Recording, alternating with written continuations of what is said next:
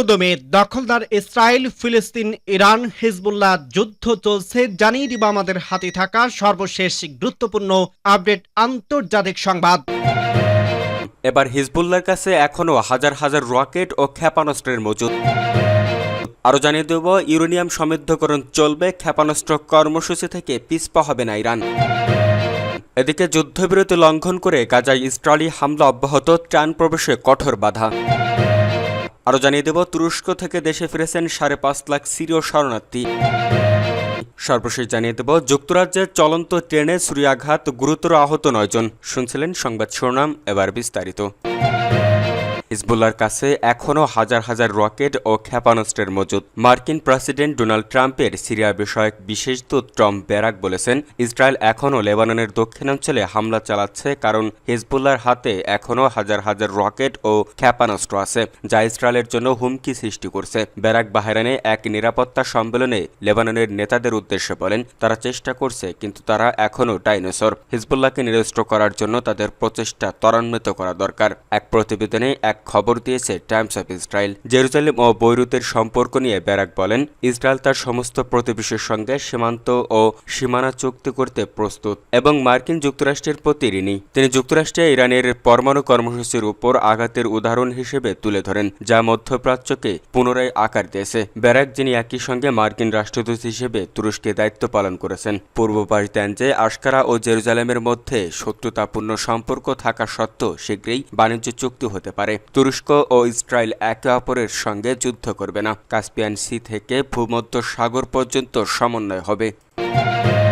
Uranium সমৃদ্ধকরণ চলবে, ক্ষেপণাস্ত্র কর্মসূচি থেকে পিছপা হবে না ইরান। ইরান শান্তিপূর্ণ উদ্দেশ্য ইউরেনিয়াম সমৃদ্ধকরণ অব্যাহত রাখবে, সেই সঙ্গে ক্ষেপণাস্ত্র কর্মসূচি ত্যাগ করা নিয়ে কারো সঙ্গে কোনো আলোচনা হবে না। আল জাজিরার সঙ্গে এক সাক্ষাৎকারে দেশটির পররাষ্ট্রমন্ত্রী আব্বাস আরাগসি এই কথা বলেছেন। আরাগসি বলেন, আমরা ইউরেনিয়াম সমৃদ্ধকরণ বন্ধ করব না। আমাদের প্রতিপক্ষরা বল প্রয়োগের মাধ্যমে যা অর্জন করতে ব্যর্থ হয়েছে, চাপ বা রাজনীতির মাধ্যমে তা অর্জন করতে পারবে না। তিনি জোর দিয়ে বলেন, তেহরান ক্ষেপণাস্ত্র কর্মসূচি নিয়েও আলোচনা করবে না, কারণ কোনো যুক্তিসঙ্গত জাতি তার প্রতিরক্ষা ব্যবস্থা ত্যাগ করতে রাজি হবে না। ইরানের পররাষ্ট্রমন্ত্রী উল্লেখ করেন, যুক্তরাষ্ট্রের আক্রমণকৃত স্থাপনায় ধ্বংসস্তূপের নিচে এখনও পারমাণবিক উপকরণ রয়েছে, তবে সমৃদ্ধ ইউরেনিয়াম অন্য স্থানে সরিয়ে নেওয়া হয়নি। আল জাজিরার সঙ্গে সাক্ষাৎকারের শীর্ষ ইরানি কূটনৈতিক বলেন, আমরা যে কোনো পরিস্থিতির জন্য প্রস্তুত এবং জনবাদী শাসন ব্যবস্থার কাছ থেকে প্রতিকূল আচরণ আশা করি। আমরা সকল স্তরে প্রস্তুতির শীর্ষে আছি।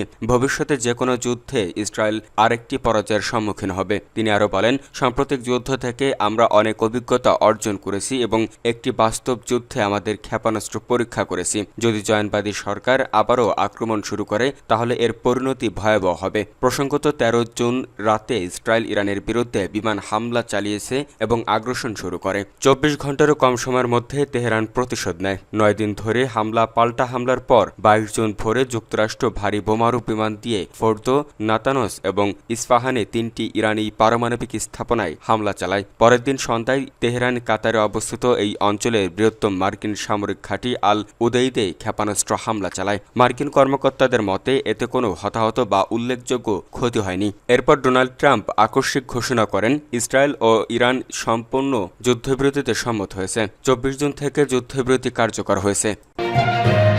যুদ্ধবিরতি লঙ্ঘন করে গাজায় ইসরায়েলি হামলা অব্যাহত, ত্রাণ প্রবেশে কঠোর বাধা। গাজায় মার্কিন সমর্থিত যুদ্ধবিরতির সইয়ের পরও নতুন করে ইসরায়েলি হামলায় নিহত হয়েছেন অন্তত 5 জন। টানা 5ম দিনের মতো আকাশ ও স্থল হামলায় কেঁপে ওঠে উপত্যকার খান ইউনিস ও উত্তর গাজা। পাশাপাশি যুদ্ধবিরতির শর্ত লঙ্ঘন করে ইসরায়েল মাত্র 24% সহায়তা ঢুকতে দিয়েছে গাজায়। মার্কিন প্রেসিডেন্ট ডোনাল্ড ট্রাম্পের মধ্যস্থায় হওয়া গাজা যুদ্ধবিরতি অবশেষে ঠুনকো প্রমাণিত হল। চুক্তি অমান্য করে 5ম দিনের মতো ভোরে খান ইউনিসে বিমান হামলা চালায় ইসরায়েলি বাহিনী। এতে কয়েকজন নিহত হন।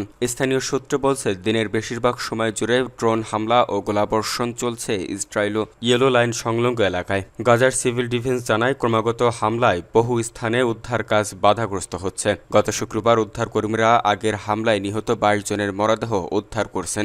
গাজা সরকার জানিয়েছে, যুদ্ধবিরতির পর থেকে প্রতিদিন গড়ে মাত্র 145টি ত্রাণবাহী ট্রাক প্রবেশ করছে, যা চুক্তি অনুযায়ী নির্ধারিত নির্ধারিত ট্রাকের মাত্র 24%। অক্টোবর 10 থেকে 31 তারিখ পর্যন্ত মোট 3,203টি ট্রাক গাজায় প্রবেশ করেছে, যার মধ্যে 84টি ডিজেল ও 31টি রানার গ্যাস বহন করেছিল।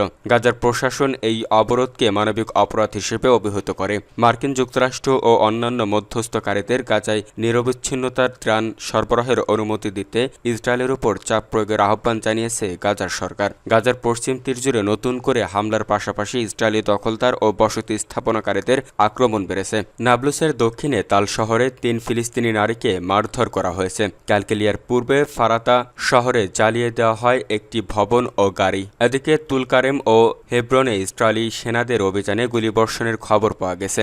স্থানীয় গণমাধ্যম বলছে এসব হামলা যুদ্ধবিরতির শর্তের সরাসরি লঙ্ঘন। আল জাজিরা বলছে যুদ্ধবিরতির পর গাজার অর্থনীতিতে দেখা দিয়েছে ভয়াবহ নগদ অর্থের সংকট। ব্যাংক খুললেও সেখানে নেই টাকা। ঘন্টার পর ঘন্টা লাইনে দাঁড়িয়েও মানুষ ফিরে যাচ্ছে খালি হাতে। কেউ কেউ বাধ্য হয়ে 20 থেকে 40% পর্যন্ত কেটে বেতন তুলছে কালোবাজারিদের মাধ্যমে, যার সুযোগ নিচ্ছে কিছু অসাধু ব্যবসায়ী ও দালাল চক্র। সামান্য টাকা তুলতে দিতে হচ্ছে মোটা কমিশন, ফলে অমানবিক চাপে পড়েছে সাধারণ মানুষ। তুরস্ক থেকে দেশে ফিরেছেন 5.5 লাখ সিরীয় শরণার্থী। গত বছরের ডিসেম্বরে সিরিয়ার প্রেসিডেন্ট বাশার আল আসাদের পতনের পর থেকে প্রায় 5,50,000 সিরীয় শরণার্থী দেশে ফিরেছে বলে জানিয়েছে তুরস্কের পররাষ্ট্রমন্ত্রী আলী ইয়ারলিকা। ইস্তাম্বুলে সাংবাদিকদের সঙ্গে আলাপকালে তিনি এই তথ্য জানান। খবর এএফপির। আলী ইয়ারলিকা বলেন, বর্তমানে তুরস্কে প্রায় 24 লাখ সিরীয় শরণার্থী অবস্থান করছে, যদিও একসময় এই সংখ্যা ছিল 35 লাখেরও বেশি। অন্যদিকে জাতিসংঘের শরণার্থী সংস্থা UNHCR জানায় 2024 সালের 8 ডিসেম্বর আসাদ সরকারের পতনের পর থেকে 11,60,000 সিরীয় নিজ দেশে ফিরে গেছেন এবং প্রায় 19 লাখ অভ্যন্তরীণভাবে বস্তুত মানুষ তাদের নিজ বাড়িতে ফিরতে সক্ষম হয়েছেন। জাতিসংঘের তথ্যমতে এখনও 70 লক্ষাধিক সিরীয় অভ্যন্তরীণভাবে বস্তুত এবং 45 লাখের বেশি শরণার্থী বিদেশে অবস্থান করছেন। যুক্তরাজ্যের চলন্ত ট্রেনে ছুরিয়াঘাত, গুরুতর আহত 9 জন। ইংল্যান্ডের পূর্বাঞ্চল ক্যামব্রিজ শহরের কাছে একটি ট্রেনে ছুরিয়াঘাতে অন্তত 9 জন গুরুতর আহত হয়েছেন। এই ঘটনার পর সন্দেহভাজন 2 জনকে গ্রেপ্তার করেছে পুলিশ।